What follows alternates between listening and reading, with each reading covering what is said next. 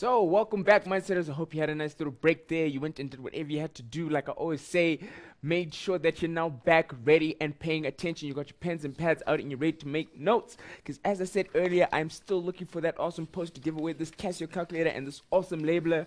But Mindsetters, make sure you just use the page, talk to us, let us know what you guys are thinking, if you're lost and if you need help. But on that note, this is where I hand over to Tracy, who's going to continue the rest of the show. Tracy, take it away. Oh, thanks. Okay, so let's get right into the fun part, the thing you really hate, calculations. Okay, so we have a bit of a question here, and I think this is a typical situation of most of you in your classroom. Mary is watching a straight stretch of road from her classroom window. Very exciting lesson, apparently. She can see two poles which are 50 meters apart. Using her stopwatch, because that's what we all have, Mary notices that it takes 3 seconds for most cars to travel from one pole to the other. Calculate the velocity of a car using 3 seconds. So, my suggestion is you draw some sort of picture to represent what's going on here, grade 10, because you always want to, I need to picture it in my mind, and we also all know I can't draw, so let's not get too fancy. So here's pole 1, there's pole 2, and a car, here's my really bad Skadonki car, okay, car is traveling from pole 1 to pole 2. The car travels 50 meters, and it takes an average of 3 seconds. Okay? So now they want to know, calculate the velocity of the car. Here, they haven't given you any indication as to the direction. Okay? Makes it not a great question. So let's just say the car is going from left to right. Okay? Right, not platinum. Okay, so the car's going from left to right because it's going to make life easier. And we go, okay. I'm not sure. I have a funny little message on the bottom of my board, but that's okay. Anyway, so delta x is 50 meters. Okay. Delta t is 3 seconds. And they want velocity, so I'm looking for average velocity. Okay, average velocity. Do we remember the equation? We did this before the break. Okay, I'm hoping some of you are screaming at me. Average velocity, not acceleration, what am I doing? Is change in displacement over change in time. So it's 50 divided by 3, not 5. You know what, I think I should have just stayed in bed this morning. Just saying. No worries, you're doing fine. Anyway, it's a good thing I've worked this out beforehand, because who knows what I'd be telling them. Okay. 16,67 meters per second. But I asked for velocity of the car. That's not enough. Okay? That is just the magnitude. Velocity is a vector, so velocity needs to have both size and direction. I told you it's going from left to right, so the car is going right. Not a great question because Mary could have been looking at cars going in any direction. Okay, but let's make this a little more difficult for you. Mary, again, obviously not a very exciting lesson that she's in. Obviously, she's not watching us either, so she's just bored. Leaves her stopwatch running. So she's calculated 3 seconds, leaves her stopwatch running, and notices that at 5 seconds, a taxi passes the left pole. Okay, so 5 seconds, we now have a taxi. At the same time, though how she manages to see this, I'm not sure, a bus passes the right pole. So now we also have a bus going past the right pole. At 7.5 seconds, the taxi passes the right pole. And at 9 seconds, the bus passes the left pole. How long did it take for the taxi and the bus to travel the distance between the poles? So let's just see if we can make sense of this in terms of a drawing. So it's going to make life a bit easier. So there's my poles. Okay. Now, the taxi, if we look here, it starts from the left pole, okay? Taxi passes the left pole, so that's this side, okay, making sure we all know. So, taxi sort of looks like that. Okay, just pretend we know I can't draw. So there's my taxi at the left pole, and this happened at t equals 5 seconds. Okay, at the same time, and the taxi is going towards the right pole. At the same time, so t is still equal to 5 seconds. We now have a bus, so this has to be a bigger sort of, okay, even worse drawing, but there's my bus. Okay, I'm sorry, grade 10s, I really don't teach art for a reason. And the bus moves. Then she said, well, at 7.5 seconds, the taxi passes the right pole. So let's keep that in blue. So anything to do with the taxi comes along, and while she's still watching, at 7.5 seconds, the taxi passes the blue the right pole. At 9 seconds, so the taxi's now past the right pole, but the bus is still chugging along. At 9 seconds, the bus has now managed to cover the whole distance and finish where they need to go. So the first question is, how long did it take the taxi and the bus to travel the distance between the poles? This we can do either intuitively, so hopefully some of you are going, well, that's quite easy, because if she started at 5 seconds and then ended that one at 7.5, the difference is 2.5, so 2.5 seconds. But you can also calculate it, because if we want the change in time for the taxi, we're going to take, let's not make that, we're going to take the final time minus the initial time on the stopwatch. So it's going to be 7.5 minus 5. So the taxi takes 2.5 seconds, okay? For the bus, we still want to take the bus's final time minus the bus's initial time. So the bus's final time was 9.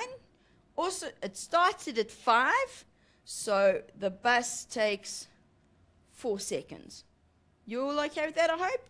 All right, this wasn't difficult, grade 10s. This was an English problem, okay? This was a language thing. So what I really want you to get is, can you see how I wrote all over and I highlighted stuff and I ringed things, and then I drew a picture? Really bad one, but I drew a picture, okay? For most of us, how we understand this section of work is by visualizing it, okay? It's by trying to make a picture in our heads and go, okay, I can see what's happening in my head, and then it'll make life a lot easier for us, okay? Next question. What was the average speed of the taxi and the bus? What are they asking for? Speed, scalar, no direction, okay? So we want the average speed of, let's make this the taxi. I'm going to write here taxi, okay? Which means it's the distance divided by the time.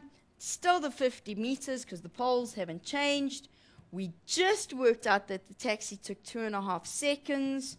So that means we get 20 meters per second. No direction needed. The bus, so let's say here that we're doing the bus. I need you to also be paying attention, grade 10s, to the way I lay this out. I know my handwriting is not the best, but you see that I'm doing the taxi, now I'm doing the bus. Okay, make sure your teacher knows which one you're doing. Plus, for you, later on, I might need this value. And if I need this value, then it becomes an issue if I can't remember which one of them goes with which. Okay, so for the bus, we're looking at average. So, no. Sorry, I'm lying to you. So it's distance divided by time. So it's 50. It took the bus 4 seconds. So the bus's average speed is 12.5. Okay, 12.5 meters. Does it make sense that you got a smaller value? I really hope it does, grade 10s, because it took the bus longer to do the same distance. If it takes you longer, you're going slower. Okay, then, what was the average velocity of the taxi and the bus? We're now looking for direction. Okay, direction. If we go to the taxi, average velocity is going to be changing displacement over changing time. Now watch what I'm going to say to you. Is anything going to the left, I'm going to make positive. The taxi went from left to right past the poles. So the taxi's displacement of 50 meters is positive. So it's positive 50 divided by 2.5, which means it's 20 meters per second. Sorry, I've actually made to the right. Came from the left pole. That's minus, because the taxi was going right. Okay? We get minus 50. I've said anything going towards the left is positive. The bus is going to the left. Okay? Taxi's going to the right. Taxi's displacement is negative 50, which means his velocity is negative 20. We never, ever, ever, ever, hope you got that, leave an answer as negative. So what we actually need to say, and I've run out of space over here, is that it's 20 meters per second to the right. Okay, we take the negative out, we put the direction in words. This negative is a direction. We need to include it in calculations if necessary, but it is a direction. It's very, very important. If we now look at the bus, okay, the bus, we want its average velocity. The bus was going to the left, so its delta x is positive. Okay, so it's 50 divided by 4, which is 12.5 meters per second, and it's positive, so it's going to the left. Okay, now I put in a little bit of an extra part here. What was the average speed of the taxi and the bus in kilometers per hour? Let's just take the taxi, okay? We're going to ignore the parts of the bus for now. And I want to know if the taxi's velocity or speed is 20 meters per second, what is its speed in kilometers per hour? Now I'm going to show you a bit of a trick, okay?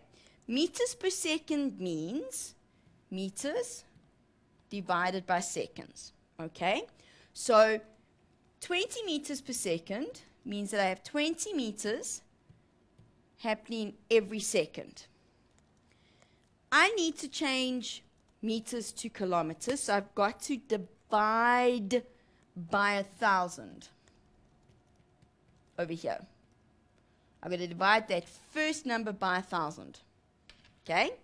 Which is the same as going 20 times 1 over 1,000, okay? I'm hoping you're following me on this. Seconds to hours, I first got to divide by 60 to get it into minutes. Then I've got to divide by 60 again, which actually means I need to divide by 3,600. This is the same as going 20 times 1 over 1,000 divided by 1 times 1 over 3,600. And I'm pretty sure I've lost some of you in the maths. It's okay, I'm going somewhere, I promise. I'm going to put this on its own. So here's my 20 times 1 over 1,000 divided by 1 over 3,600. And how do I get rid of a fraction of a fraction? We tip in times. Okay. So I'm going to go 20, 1 over 1,000 times by 3,600 over 1. And if you work this out, you're going to get 20 times 3,600 over 1,000, which is 3.6. So what I actually want to do, and this is where I wanted you to get, is to convert to kilometers per hour. I times the number by 3.6, and in this case, for the taxi, we get 72 kilometers per hour. Okay? That's what I need you to remember, grade 10s. Little bit of a trick. Oh, no, it's gone away. Where did it go? Times by 3.6. If I want to go kilometers per hour to meters per second, we divide by 3.6. A little bit of trick for you. And I think it's water break time. Yes, maybe we should take a little bit of a break. So the velocity of their brains can kind of slow down a little bit. And then we'll do acceleration. All right. I like that, though. I heard that. See what I did there? Yeah. Okay. So I'm following along. I got it. Anyway, mindsetters, make sure that you guys stick around, get on the page, get chatting to us. I'm loving what's happening. I want to say a shout out to Michael, Doc. I see you guys. Andile, thank you guys for posting on the page. So keep on chatting to us. But on that note, we'll see you after this break.